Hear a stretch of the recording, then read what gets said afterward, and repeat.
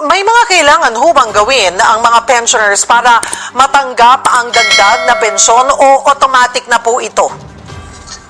Automatic na po ito, Miss Cheryl, sa hanay ng mga pensioners. Matatanggap nyo na lamang po ng mas malaki na po ang halaga ng inyong buwan ng pensyon.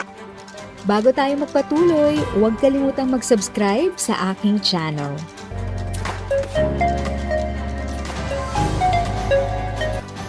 Thank you sa pag-click ng aking video. Good day po sa lahat ng ating SSS pensioners. Sa mga bagong viewers at napadaan lang, by the way, I'm Tita Eda. Welcome to my channel. Ang channel na maghahatid sa iyo ng dagdag kaalaman tungkol sa government services, bagong mga balita at informative videos na galing sa legit na resources. Mag-subscribe na para updated ka. Ipatutupad na ang pensyon o Pension Reform Program ng Social Security System nang hindi nagtataas ng kontribusyon. Ito ang kauna-unahang structured pension increase sa kasaysayan ng ahensya. Sa ilalim nito, patataasin kada taon mula ngayong 2025 hanggang 2027 ng 10% ang pensyon para sa retirement and disability pensioners, habang 5% naman kada taon ang madadagdag para sa death o survivor pensioners. Para po sa dagdag na detalye kaugnay niyan, magkakasama natin si Carlo Villacorta, ang Vice President ng SSS Public Affairs and Special Events Division. Magandang tanghali po sa inyo, sir. Magandang tanghali, Miss Cheryl, at sa lahat ng tagapakinig, tagapanood ng inyong programa. Magandang tanghali po. Magandang balita rin po ang hatid ng SSS. Ilan po ang inaasahang direktang makikinabang dito sa programang ito? Tinatayang nasa 3.8 million pensioners ang makikinabang agad sa unang bugso ng pension increase dulot ng Pension Reform Program of 2025 ni Cheryl. So mga 3.8 million. 2.6 million sa kanila ay retirement o disability pensioners at ang natitira po ay 1.2 million na survivor pensioners ni Cheryl. May mga kailangan ho bang gawin ang mga pensioners para matanggap ang dagdag na pensyon o automatic na po ito? Automatic na po ito, Miss Cheryl, sa hanay ng mga pensioners. Matatanggap nyo na lamang po ng mas malaki na po ang halaga ng inyong buwan ng pensyon. Basta po kayo ay pensionado na ng SSS as of August 31, 2025. Miss Cheryl, samantalahin ko ho yung pagkakataon na ang kwentahan po natin ng kung sino yung kasama at sino yung hindi ay yung contingency date na tinatawag. Bali kung kailan po kayo talaga nag-retire, okay, kung kailan kayo talaga nabalda, kung na-disable po kayo, at kung kailan kayo talaga namatay para naman po sa mga survivor pensioners. Kahit po lumipas ang August 31, ang pag-file ng claim ninyo, pero yung contingency date naman ay before September 1, mapapakinabangan pa rin po yung pension increase, Ms. Cheryl. Paano rin masisiguro ng SSS na matatanggap nga agad ng mga pensioners po itong dagdag na halaga sa tamang petsa? Yan na po yung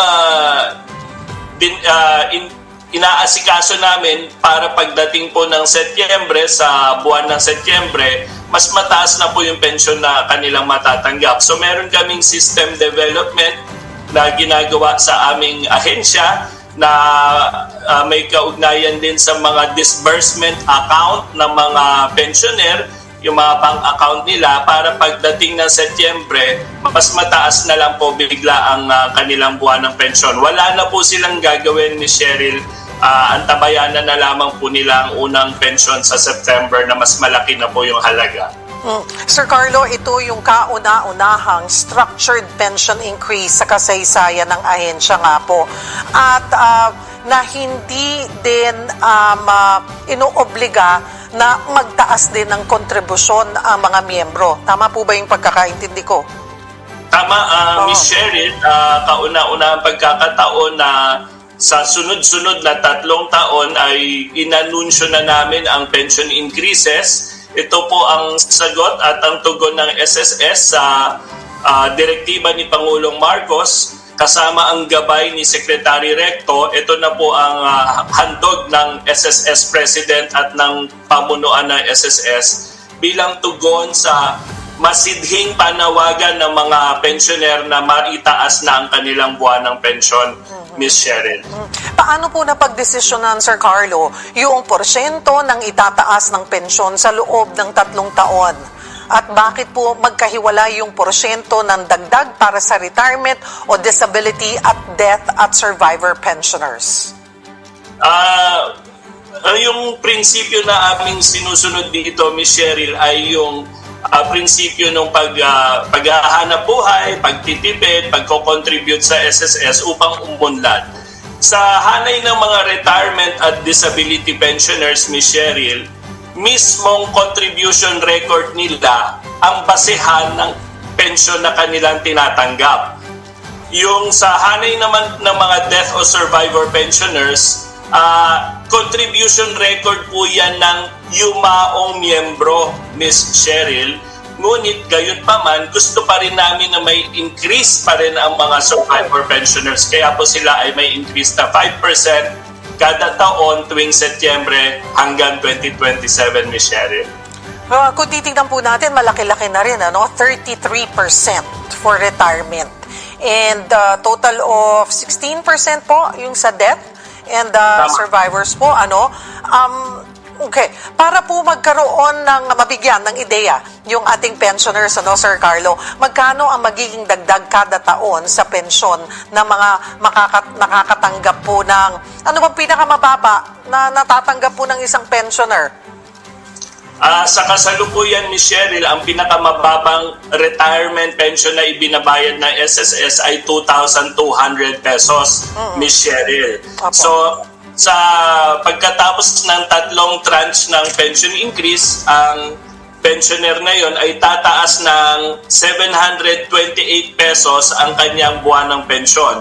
So from 2,200 magiging 2,928 na ang kanyang buwan ng pensyon simula po Setyembre 2027, Ms. Cheryl. Sa minimum pensioner po yan, Ms. Cheryl.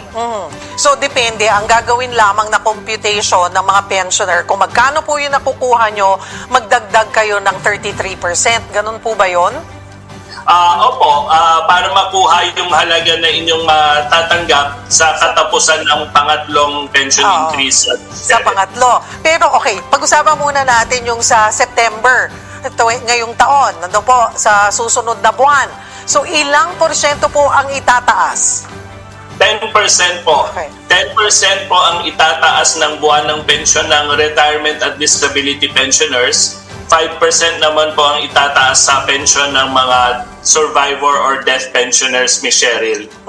So ngayon, kung pagbabasihan po natin, yung 2,200 na nakakatanggap ngayon ng buwan-buwan, sa September po, mapapansin nyo yung bahagyang pagtaas, magiging 2,420 na yon. Tama po, Ms. Cheryl. Tama. Tapos, the coming year, again, in 2026, September din po, another 10% of the 2,420 or of the 2,200? Of the 2,420, Ms. Cheryl. So, kasama po yung 10% na pinantaas nung unang taon. Opo. Okay. So, 240 to, naman, ang tataas po.